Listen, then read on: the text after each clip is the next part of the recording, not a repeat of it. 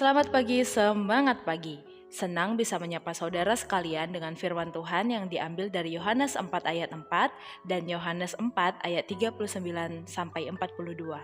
Ayat 4, ia harus melintasi daerah Samaria.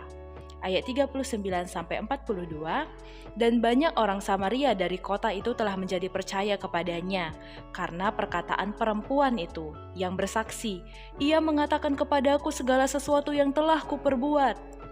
Ketika orang-orang Samaria itu sampai kepada Yesus, mereka meminta kepadanya supaya ia tinggal pada mereka.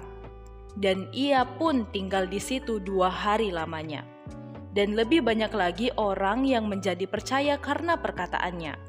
Dan mereka berkata kepada perempuan itu, "Kami percaya tetapi bukan lagi karena apa yang kau katakan. Sebab kami sendiri telah mendengar dia dan kami tahu bahwa dialah benar-benar juru selamat dunia." Saudaraku, beberapa hari lalu saya jalan pagi, hendak mengitari area Malioboro saja. Tapi saat berjalan sambil menikmati suasana pagi di kota Jogja, saya dan rekan jalan pagi saya seringkali menemukan jalan yang baru, yang tampaknya belum pernah kami lalui sebelumnya. Pada akhirnya, rencana awal ingin mengitari jalanan Malioboro saja, kami malahan sampai di kota baru dan menemukan tempat sarapan yang asik di daerah sana. Namun, kami tak sadar bahwa perjalanan pagi itu terlalu jauh. Akhirnya kami memutuskan untuk pulang menaiki Trans Jogja. Setelah sekian lama, kami akhirnya merasakan kembali suasana bus dan ternyata itu sangat menyenangkan. Akhirnya perjalanan pagi itu menjadi sangat panjang dan banyak hal tak terduga terjadi.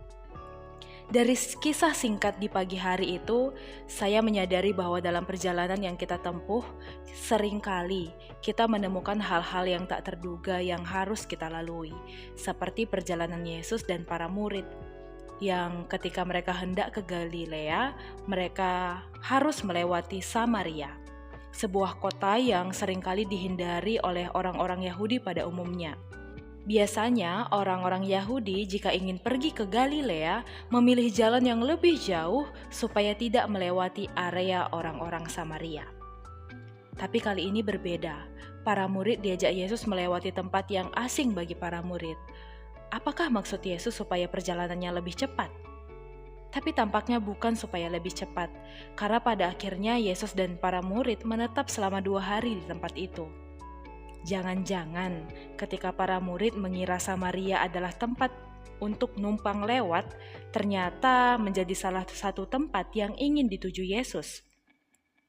Kisah yang terjadi di Samaria ini menjadi satu kisah yang mengingatkan kita bahwa sama seperti para murid, dalam hidup kita akan menemukan hal-hal yang tak terduga, yang mungkin tidak nyaman bagi kita, di luar rencana kita.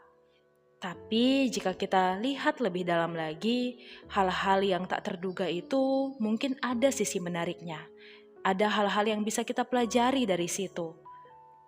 Ketika kita bertemu dengan mereka yang berbeda mungkin, berbeda aliran, berbeda karakter, berbeda pandangan, berbeda latar belakang, berbeda budaya, apakah kita sungguh-sungguh sanggup setidaknya menyapa mereka?